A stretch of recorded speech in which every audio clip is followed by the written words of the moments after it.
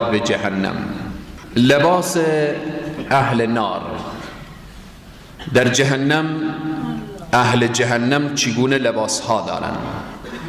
الله سبحانه و تعالی می فرماید هذان خصمان اختصموا فی ربهم، آن دو گروهی که با هم دشمنن، مخاصمه دارن، دشمنی دارن. خصم از دشمنی هست. این دو گروهی که با هم دشمن هستن کیاهن؟ مؤمنین و کافرین. مسلمان و کافر همیشه با هم در تضاد هستن، همیشه. هیچ نمی شود که از لحاظ قلبی، از لحاظ روحی، از لحاظ معنوی محبت و دوستی کافر و مسلمان کنار هم دیگر قرار بگیره. درسته تعاملات هست، بیع و شرا هست، دید و بازدید هست. اگر انسان همسایه کافر داشته باشه و او مریض باشه، انسان باید به عیادتش بره. اگر او محتاج باشه، انسان باید کمکش کنه. در این راستا اما میمونه مسئله ایمانی. در دنیا هم اینها با هم مبارزه دارن، در آخرت هم الله سبحانه و تعالی می فرماید هذان خصمان اختصموا. این دو گروهی که مؤمنان و کافران، اینها چگونه هستند؟ فی ربهم، اینهایی که مخاصمه می کردن درباره پروردگارشان، درباره دین، درباره اسلام، درباره قرآن. الله اشاره میکنه فالذین کفروا، آنهایی که کافر شدن، کفار. فالذین کفروا قطعت لهم ثیاب من نار، برای اینها آماده میشه، بریده میشه، به اصطلاح سر و سامان داده میشه.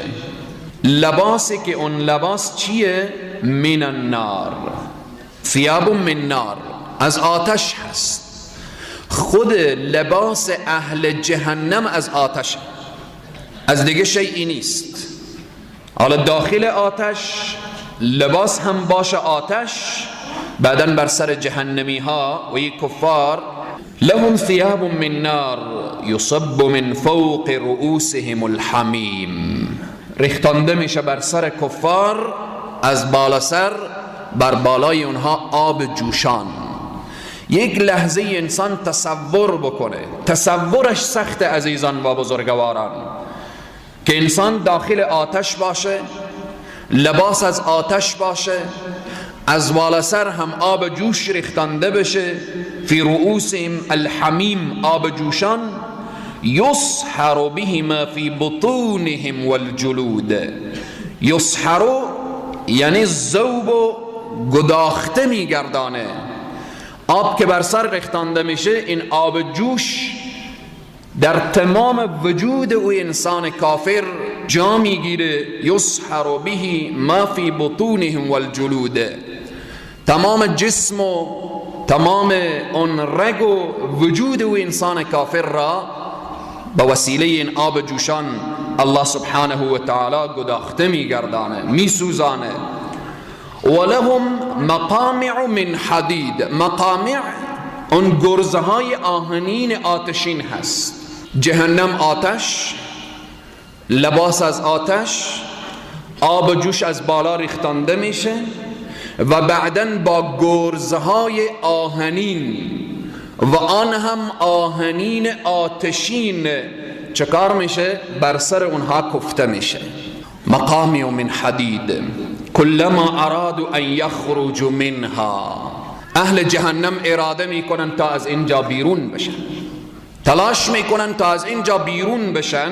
الله سبحانه و تعالی اشاره میکنه کلما ارادوا ان یخرجوا منها من غم اعیدوا فیها، اینها را دور میدن داخل جهنم و اونها فکر میکنن که از اینجا ما بیرون میشیم. الله پس اونها را میاره در جای اولیشان و ذوقوا عذاب الحریق، بچشید عذابی که او سوزنده هست.